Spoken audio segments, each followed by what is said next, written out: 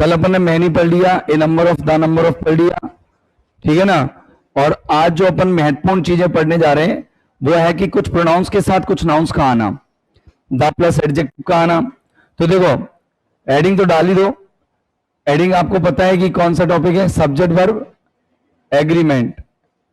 काफी लंबा हो गया ये टॉपिक। टोटल कॉन्सेप्ट्स कितने हो गए?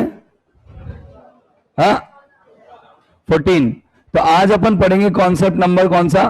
15। कौन से नंबर का कॉन्सेप्ट पढ़ेंगे? 15 नंबर का कॉन्सेप्ट पढ़ेंगे। और 15वें नंबर के कॉन्सेप्ट में ध्यान से समझना कोशिश करना। देखो अगर सब्जेक्ट के रूप में द प्लस एडजेक्टिव हो, कौन आए? अगर सब्जेक्ट के रूप में कौन आए? The plus. सर हमें कैसे पता लगेगा ये द प्लस एडजेक्टिव है? जैसे मैं आपको कुछ सब्जेक्ट लिख के दे रहा हूं, जैसे द रिच, द रिच, इसके बाद इसका मतलब क्या निकलता है? इसका मतलब निकलता है अमीर लोग या सभी अमीर।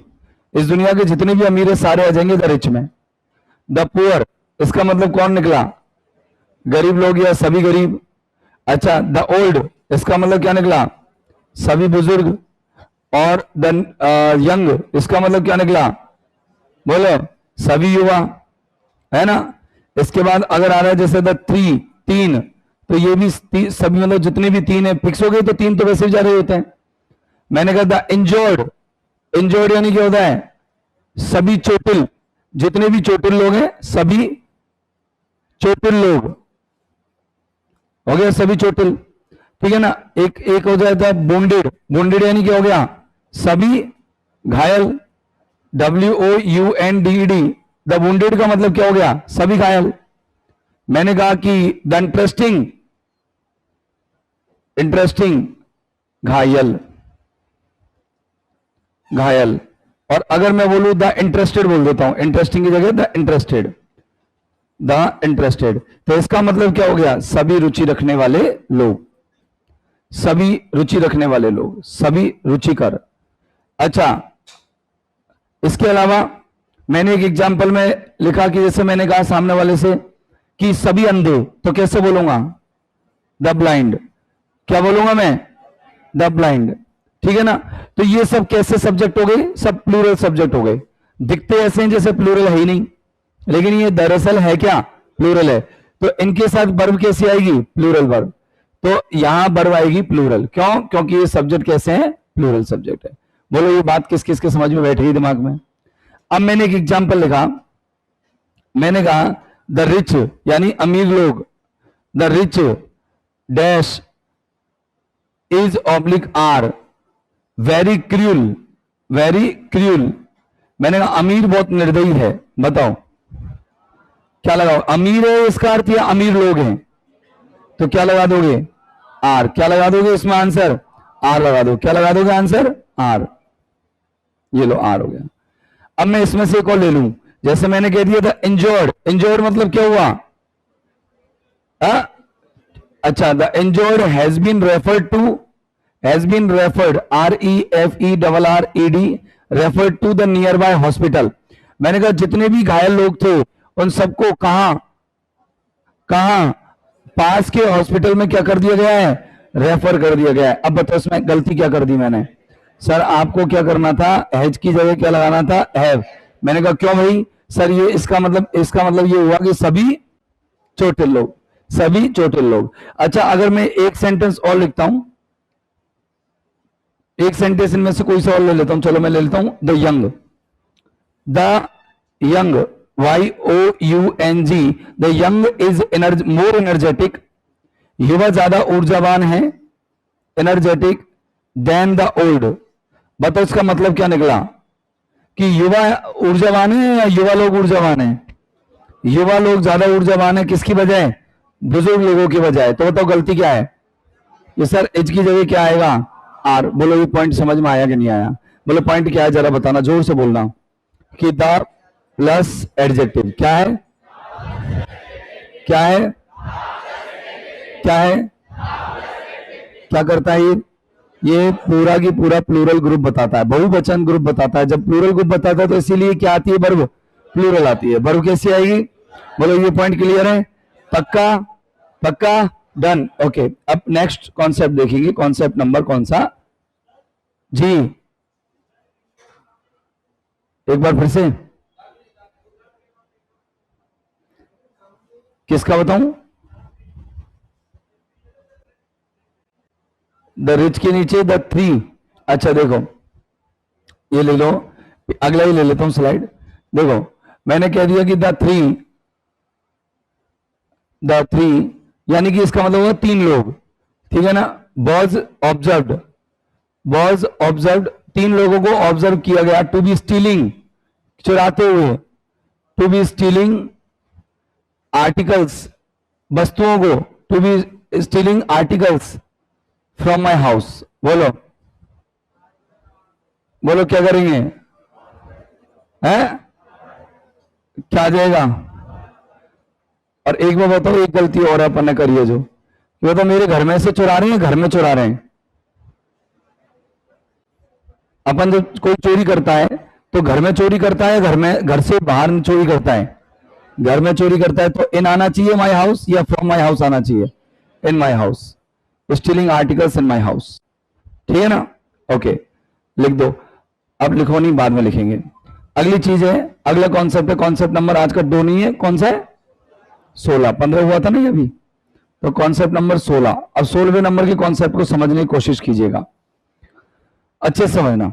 देखो ये क्या लिख रहा है और ये क्या लिख रहा है? As if. और ये क्या लिख रहा है? Only if. और ये क्या लिख रहा है? I wish. और ये क्या लिख रहा है? Would that. इनको देख लो सबको, if, as if, only if, I wish, would that, O that. O that भी आ जाता है इसमें, ये लो ओ दैट नीचे लिख देता हूं, ओ दैट। अब इनके बाद आपको इसका मतलब ज्यादातर काश या अगर होता है। काश, अगर, मानो कि, मैं सब आपको कंजंक्शन में पढ़ा दूंगा। अगर तो किसका होता है? इफ का। एज इफ का क्या होता है? मानो की। ओनली इफ का मतलब काश, काश, काश, काश, सबका काश है। बाकी का इफ का अगर, एज इफ का मानो की, और बाकी का सबका काश। इनके बाद जो भी सब्जेक्ट आएगा, चाहे कोई भी सब्जेक्ट आए, और अगर आपको बॉस दे रखा हो तो उसको काट के आपको क्या करना है? वर। क्योंकि इमेजिनेशन है, कल्पना है, और इमेजिनेशन का सेंस दर्शाने के लिए अपन को क्या लगाना पड़ता है? अरे इमेजिनेशन का सेंस दिखाने के लिए क्या लगाना पड़ता है? वर, ना कि वॉच। जैसे मैंने कहा कि काश, मैंने कहा ओनली इफ, काश, only if I was a king, काश में क्या होता? एक राजा होता। तो बोलो गलती क्या है? यहां पर ओनली इफ दिख रहा है आपको, तो वॉज नहीं लगा सकते, क्या लगाना पड़ेगा? वर। मैंने एक एग्जाम्पल लिखा, आई विश, काश, आई विश, काश द अर्थ, जो पृथ्वी होती, I wish the earth was square. काश पृथ्वी कैसी होती? वर्गाकार होती। तो बताओ कैसे करते? कुछ नहीं करते, तो अपन तो आंसर क्या लगाते? अरे अपन को तो आंसर लगाने से मतलब है, पृथ्वी के वर्गाकार से क्या मतलब है? क्या होगी? वर। बोलो पक्का, कंफर्म, श्योर, कर दोगे? चलो एक और देखो, मैंने कहा if I dash the prime minister, अगर मैं क्या होता? प्राइम मिनिस्टर होता, तो आई वुड पार्डन यू, तो मैं तुझे क्षमा, आई वुड पार्डन यू, तो मैं तुझे क्षमा कर देता। लेकिन मैं प्राइम मिनिस्टर नहीं भाई, नहीं करूंगा क्षमा। तो चल बताओ इसमें क्या आएगा आंसर? पहला ऑप्शन बॉस, दूसरा ऑप्शन वर, तीसरा option has, option D have. बताओ क्या आएगा? वर, क्योंकि प्राइम मिनिस्टर होने की क्रिया होती है बाजवर भाई, होने की क्रिया तो बहुवचन होती है, और एक वचन के साथ बॉज और बहुवचन के साथ वर। लेकिन यहां पर एक वचन और बहुवचन के रूल ही नहीं लगेंगे, सिंगुलर प्लूरल के रूल ही नहीं लगेंगे। क्या लगेगा? कि भाई कंडीशनल सेंटेंस है, कल्पना का भाव है, क्या लगेगा? वर। आंसर वर आ जाएगा। बोलो 16वां कॉन्सेप्ट क्लियर हुआ कि नहीं हुआ? पक्का? कोई डाउट तो नहीं है किसी बच्चे को? 15वां कॉन्सेप्ट क्लियर हो गया था क्या? The plus. अच्छा आप है ना लिख ही लो, क्योंकि यार मैं चाय पी लेता हूं। चलो पॉइंट नंबर 17, इसको समझो। ये क्या लिख रहा है और ये क्या लिख रहा है? और ये क्या लिख रहा है, विच। इन तीनों का अर्थ होता है जो कि। क्या होता है, इनके तुरंत बाद जब भी कोई वर्ब आएगी, ध्यान से देखना, इनके तुरंत बाद जब भी कोई वर्ब आएगी तो वो इनके तुरंत पहले आने वाले नाउन प्रोनाउन के अनुसार आएगी। इनके तुरंत पहले आने वाले, अगर ये नाउन प्रोनाउन है कैसा, सिंगुलर, तो वर्ब कैसी रहेगी, सिंगुलर। और अगर ये नाउन प्रोनाउन प्लूरल तो वर्ब भी कैसी रहेगी, प्लूरल। और ये जो बीच में आ रहे हैं इनको कहते हैं रिलेटिव प्रोनाउंस। क्या कहते हैं, क्या कहते हैं बीच में, रिलेटिव प्रोनाउंस। तो अगर मैं यू कहूं कि relative pronouns who that which की तुरंत बाद आने वाली वर्ब इनसे तुरंत पहले आने वाले नाउन प्रोनाउन के अनुसार आती है, तो क्या दिक्कत है कहने में। हाँ, अब जैसे एक एग्जांपल देखना, मैंने कहा द स्टूडेंट्स, द स्टूडेंट्स वो विद्यार्थी, the students who dash is oblique are sitting here, SITTING sitting here, are intelligent. बोलो, है आर। अच्छा एक एग्जांपल और देखो, मैंने कहा you are the mechanics, you are the mechanic, mechanic who have repaired my car. तुम वही मैकेनिक हो जिन्होंने मेरी कार को क्या किया है, रिपेयर किया है। अब बताओ यहां पर आपका हु के बाद वर्ब आ रही है, आ रही नहीं आ रही, सब्जेक्ट कौन है अपन का, मैकेनिक। कितने हैं, एक, तो वर्ब कैसी आएगी, बोलो कोई दिक्कत है, इसमें क्या आएगी, आर। इसमें क्या आएगी, आर। मैंने कहा कि दीज आर द पॉइंट्स, ये वो किताब हैं या ये कविताएं हैं, which dash is oblique are very interesting. बोलो तुम्हें कैसे पता लगा आ रहेगा, क्योंकि दिस से पहले आप देखो क्या देख रहे हो, पॉइंट्स, क्या आएगा, आर। अच्छा मैंने कहा कि this is one of the best, this is the one of the best methods that are applied। बताओ सही है क्या, बोलो सही है क्या, कि सर सही है। क्यों, किसके बाद आ रही है वर्ब, दैट के बाद। और जब दैट के बाद आएगी तो किसके अनुसार आएगी, दैट से पहले वाले नाउन के अनुसार। और दैट से पहले वाला कौन आ रहा है, मेथड्स। मेथड्स के अकॉर्डिंग क्या आ जाएगी। और अगर दैट नहीं आता तो याद करो वन ऑफ के बाद कैसी आती है वर्ब, सिंगुलर। वन ऑफ के बाद सब्जेक्ट तो प्लूरल और वर्ब सिंगुलर, लेकिन दैट ने सारा खेल खत्म कर दिया। दैट ने कही कि मेरे से पहले जैसी नाउन आएगी वैसी वर्ब आएगी। भैया अपन कोई की नहीं चलन देंगे, अपन कोई की नहीं चलन देंगे। मेरे से पहले प्लूरल तो वर्ब प्लूरल, मेरे से पहले सिंगुलर तो वर्ब सिंगुलर। बोलो कोई दिक्कत, कोई आफत, लिखो। यदि रिलेटिव प्रोनाउन हु विच एवं दैट, यदि रिलेटिव प्रोनाउन हु विच एवं दैट के तुरंत बाद कोई वर्ब हो, हु विच एवं दैट के तुरंत बाद कोई वर्ब हो, यदि रिलेटिव प्रोनाउन हु विच एवं दैट के तुरंत बाद कोई वर्ब हो, के तुरंत बाद कोई वर्ब हो, तो वह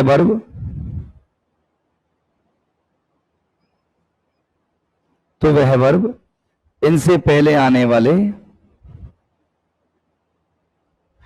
तो वह वर्ब इनसे पहले आने वाले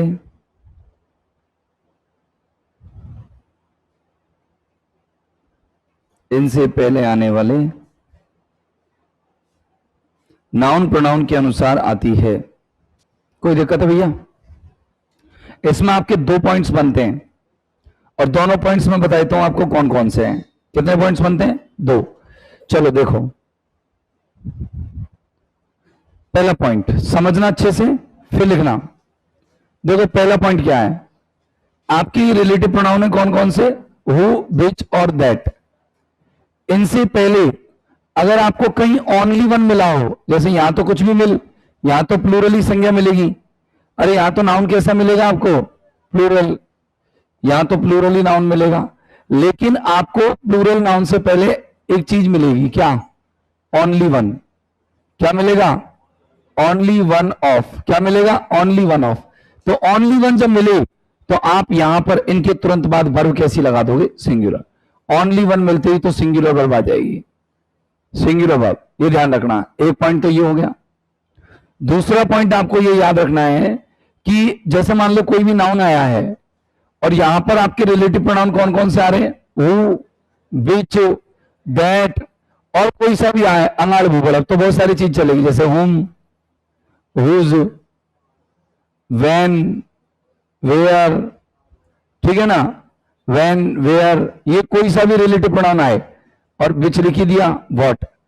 तो आपको ये याद रखना कि इसके बाद एक क्लॉज आएगा। क्लॉज आ गया, एक वाक्य आएगा, वाक्य कह दूं मैं, उपवाक्य। ये उपवाक्य जो होगा उसको क्लॉज कहते हैं। वैसे क्वेश्चन टैग में मैंने इस चीज का जिक्र कर दिया था आपको क्लॉज का, तो दिक्कत तो नहीं आनी चाहिए। ये क्लॉज आएगा। क्लॉज के बाद एक वर्ब आएगी, यहां ये वाली वर्ब इधर आती है, तो उसका क्या करना है ये तो मैंने पहले ही बता दिया कि इधर जस्ट वर्ब आती है, वो भी और दैट के बाद, तो इसके अनुसार आ जाएगी। लेकिन ये वाली जो वर्ब आ रही है दूसरे क्लॉज में, इसको कहते हैं रिलेटिव क्लॉज। ये वाला रिलेटिव क्लॉज, क्योंकि ये रिलेटिव प्रोनाउन से जुड़ा हुआ है, इसीलिए इसका नाम क्या रख दिया अपन ने भाई? अगर ये रिलेटिव प्रोनाउन से जुड़ा हुआ है तो इनका नाम क्या रख दिया अपन ने? Relative clause. अच्छा, रिलेटिव क्लॉज के बाद जो वर्ब आ रही है, ये पूरा वाक्य खत्म हो गया, उसके बाद एक वर्ब आ रही है, तो ये वर्ब भी किसके अकॉर्डिंग आएगी? नाउन प्रोनाउन के अनुसार, इसी नाउन प्रोनाउन के अनुसार। समझ में आई मेरी बात? समझाता हूं। पहले तो ऊपर वाला देखो, मैंने कहा Sachin is only one. Sachin is only one of the players. Sachin उन प्लेयर्स में से एक है। Who dash has oblique have scored a century of centuries. Scored, इस शतकों का शतक लगाया है सचिन ने। Scored a century of centuries, century of centuries. चलो अब मेरी बात समझना आप, और फिर मुझे बताना कि वैसे तो रिलेटिव प्रोनाउन हु के बाद वही वर्ब आती जो प्लेयर्स के अकॉर्डिंग हैव आ जाती, लेकिन आप थोड़ा सा पहले ही तो पढ़ोगे सेंटेंस। तो सेंटेंस में पहले ही पढ़ते आपको क्या दिखा? अरे क्या देखा भाई? Only one. क्या दिख रहा है तुमको? अब ओनली वन ने सारा खेल खत्म कर दिया। इसने कहा कि यहां भी वर्ब कैसी आएगी? सिंगुलर। ये सिंगुलर ले आया साहब, कोई दिक्कत है? अच्छा, एक एग्जाम्पल है, मैंने कहा द मैन, देखना, the man who is with me, वो आदमी जो मेरे साथ है, विद मी। अब मैं यहां कहूं आर माई कजिन, मेरा चचेरा भाई है। पहले तो बताओ इसमें रिलेटिव प्रोनाउन कौन सा है? बराबर बताओ, रिलेटिव प्रोनाउन कहां है? बताओ रिलेटिव प्रोनाउन कहां है? हु के तुरंत बाद वर्ब किसके अकॉर्डिंग आ रही है? मैन के अकॉर्डिंग। अब ये कहां से कहां तक है? ये वाला क्लॉज विद मी तक, भाई यहीं तक जो है। फिर एक और क्रिया आगे देखो, ये आ गई ना। अब ये वाली क्रिया भी किसके अनुसार आएगी? इसी के अनुसार आएगी। आ गई? तो बोलो मैन के अकॉर्डिंग आएगी, तो ये भी क्या आएगी? इच। एक एग्जांपल, मैंने कहा द बुक्स, मैंने वो किताबें, द बुक्स विच, मैंने जो की, आई, मैं। अब आई के अकॉर्डिंग क्या आएगी? एम रीडिंग, क्योंकि इसका कर्ता तो आ गया, आई एम रीडिंग। अब बताओ इज नॉवेल्स, इज नॉवेल्स। अब बताओ, अब मैं बताओ यहां पर तुझे, मुझे बताना है, एक चीज बताना है तुझे कि भाई रिलेटिव प्रोनाउन कौन सा है। अब यहां तो वर्ब आनी चाहिए थी, लेकिन नहीं आ रही, कोई बात नहीं, कुछ भी आ सकता है। तो यहां पर अगर वर्ब आती तो फिर वर्ब आती जब तो किसके अकॉर्डिंग आ जाती, लेकिन यहां पर कर्ता आ गया, क्योंकि इसका ये वाक्य अलग है।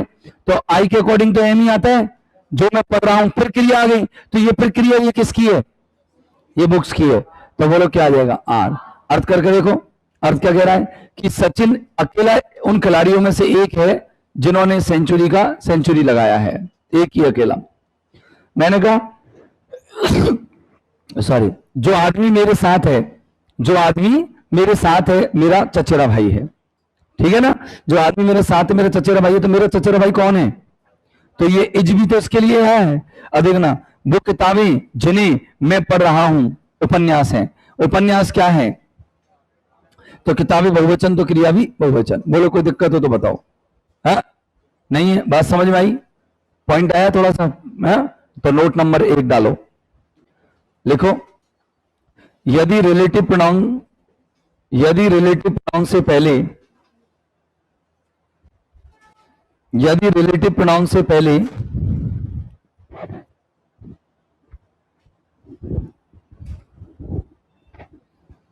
ओनली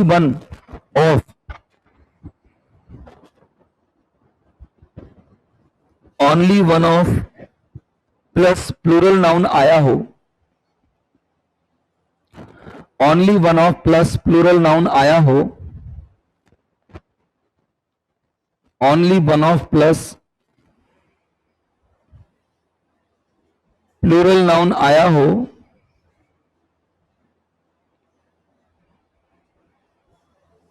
तो ओनली वन ऑफ प्लस क्या आया हो, प्लूरल नाउन आया हो, तो रिलेटिव प्रोनाउन के बाद वर्ब सिंगुलर आती है।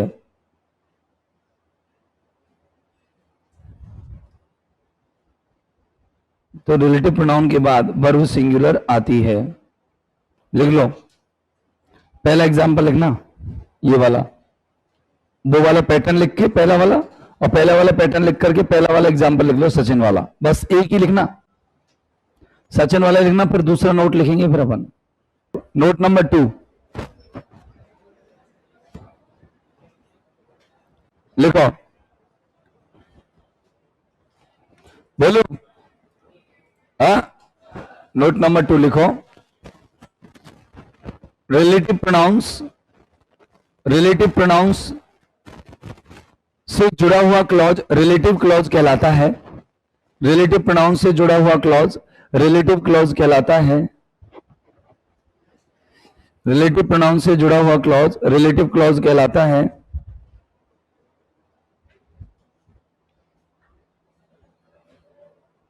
एवं इसके बाद आने वाला क्लॉज मेन क्लॉज कहलाता है।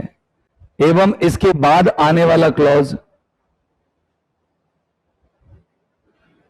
बाद आने वाला क्लॉज मेन क्लॉज कहलाता है।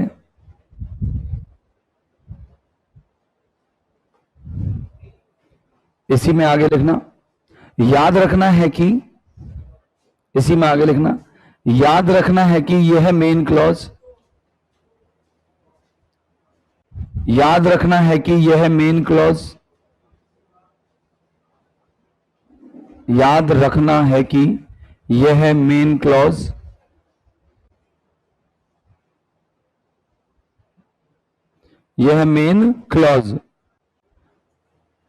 हमेशा वर्ब से ही शुरू होगा, हमेशा वर्ब से ही शुरू होगा। एवं वर्ब